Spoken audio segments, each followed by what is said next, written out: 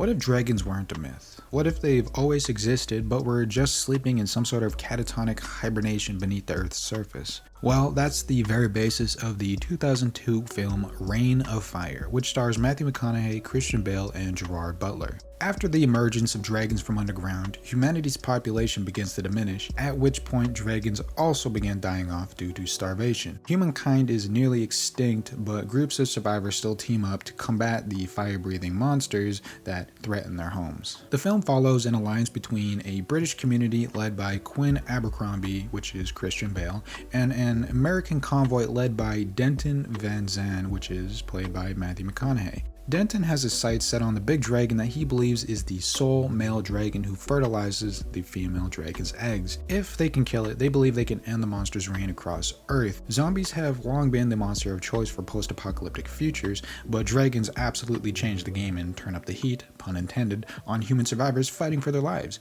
Reign of Fire is a thrilling story that makes good use of its all-star cast. In today's video, we are going to be discussing the pros and the cons of the community of survivors at Bamburgh Castle in Northumberland, led by Quinn Abercrombie. Now, before I go much further, I just wanted to say that this community is by far one of the best communities I've ever seen when it pertains to the post-apocalyptic genre. Hopefully, I'll make a good case during my overview, but maybe you agree or disagree, let me know down below. But I also want to encourage you to watch this film if you haven't already. The sets and the actors are amazing, and also the story is pretty cool because it's incredibly unique for dragons to cause the apocalypse. Now, it's not incredibly realistic, just like many other post-apocalyptic films, because I think, like, don't get me wrong, dragons are incredibly deadly. They can breathe fucking napalm. But at the end of the day, the US Air Force alone could wipe the floor with dragons, and an A-10 Thunderbolt can breathe 30mm Gatling gun rounds, and they would tear any dragon they meet a new asshole with ammunition to spare. Anyways, with that being said, let's get into it. First, I want to mention that I will be talking about this community as it stands prior to the arrival of Denton Van Zandt's convoy, as it's how we first see it without any meddling of the story and its characters. So now let's start off by talking about the shelter and the defenses. Right off the bat, we can see they live in a castle keep and inside the underground caves dug from its basement. With this comes some pros and cons.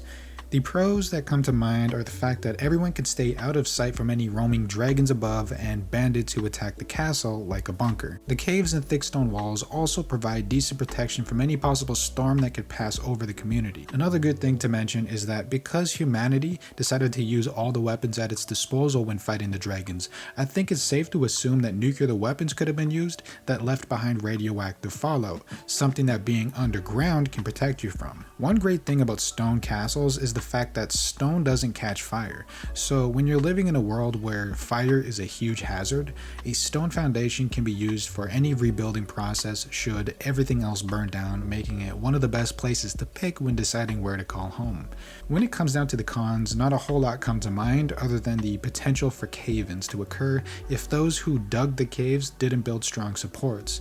Another factor that could see to a potential cave-in would be the sprinkler system that could soften or erode the caves once they've been turned on during any fire, as well as any water that naturally seeps in from the surrounding walls during any rainy season. As for the defenses, I'd say they are pretty solid. The community is built amongst Bamburgh Castle, which has a tall central keep on a small hill with the surrounding wall. Although by the looks of it, parts of the wall have been eroded and damaged over time, they are still strong, and they've also made the best of their situation and constructed palisades and walkways as replacements for any damaged areas. All across the walls and on top of the keep, there are firing positions that will provide a height advantage over anybody who tries to attack them, assuming the attacker isn't a dragon flying above.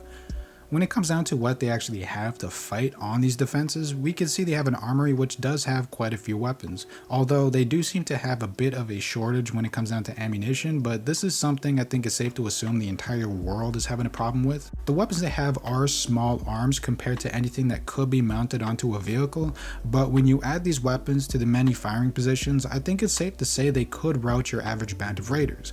With that being said, I do believe they would have trouble or would also lose to any heavily armed group such as Denton's convoy, which have like 50 caliber machine guns and tanks. Next, there is a gatehouse with a large metal gate, which is far better than a wooden one, and I think it should be clear by now why that is, because wood burns and metal doesn't. With all that being said, I think your average vehicle wouldn't be able to plow through it, but anything larger than a truck probably could if I'm being honest. But it is better than nothing. Lastly, when it comes down to how many fighters they actually have, I didn't catch any number being set on how many people actually live there, but I think it's safe to say that every adult would be involved in the defensive actions. But again, there's no clear number on how many people live here, but based on the many scenes that I've observed, I'm going to spitball it here and say that chances are there are roughly just south of 100 people in this community, with maybe 2 to 3 dozen of them being fighting fit. If you do know more about the population size than I do, or think you have a better estimate than me,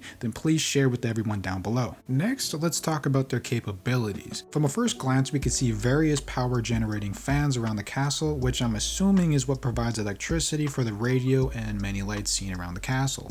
I think because they can generate power, that this can also allow us to conclude that they could also possibly charge batteries, which is very important in this kind of environment. At the top of the keep, there is a lookout which uses a radio for quick communication, and also they have a telescope for long distance observation around the castle, and they have also discovered that birds can be used as a way to detect dragons, as they seem to get anxious when they draw near. So when it comes down to early detection and communications, they seem pretty capable. Now, for fire safety in this sort of world, that is incredibly important, and they seem to be doing quite well. They have a sprinkler system that they can turn on in the event of the keep catching fire, which is pretty neat and quite creative.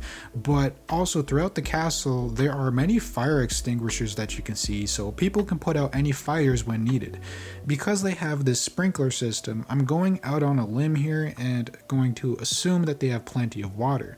I've never personally been to the UK, but I think we've all heard about how rainy it gets over there, so perhaps water isn't something they're short on if they're willing to use it for a sprinkler system. Next is transportation, and from what I can see, they have 2 armored cars with their own sprinkler systems with water cannons, which is pretty awesome. They also have a horse which could also double as food if they get desperate. Like, the fact that they have a horse means they must have a decent supply of food for it, but I guess they'll have a nice meal of horse meat should they get desperate.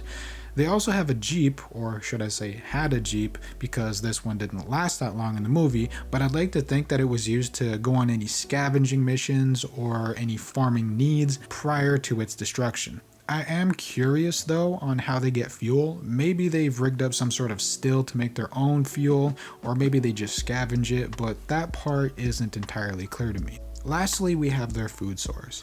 Other than the potential horse meat mentioned before, I think they could scavenge for a few odds and ends, but in all, I think that's kind of unlikely, in my opinion, because of the dangers of being spotted by a dragon, because they have pretty damn good eyesight. So ultimately, they have a rather decent tomato farm within driving distance from the community. I'm guessing they did this because either the castle grounds were terrible farmlands, or because the farmlands would bring too much attention from the dragons during harvesting season, because again, they have really good eyesight.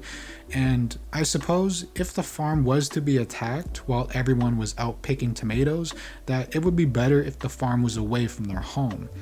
As much as I do love tomatoes, I'm not sure how well that would sustain a community, because tomatoes alone would not provide the necessary nutrients people need, but I guess it's better than nothing. In this regard, I'd say the community is quite lacking, and perhaps it would have been better to have multiple smaller farms instead of one large one, because then they wouldn't be putting all their eggs in one basket, if you know what I mean. So yeah, that's my short overview of Quinn's community at Bamberg Castle in the Reign of Fire movie.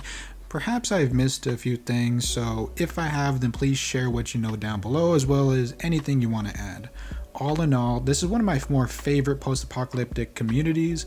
Now, that doesn't mean it's the best and most perfect livable one, but I say it's one of my more favorite ones because of how realistic it seems when looking at the world around it. It seems like that's how people would actually try to survive in that kind of environment, and something like that tends to add some brownie points for me when I look at these types of post-apocalyptic communities. But I hope my overview encouraged you to see it in the same light as I do, but if not, please share why you disagree. I was also considering doing an overview of Denton Van Zandt's Convoy, but I will put the brakes on that and wait to see how this video does before I start that. But anyways, thank you so much for watching. Deuces.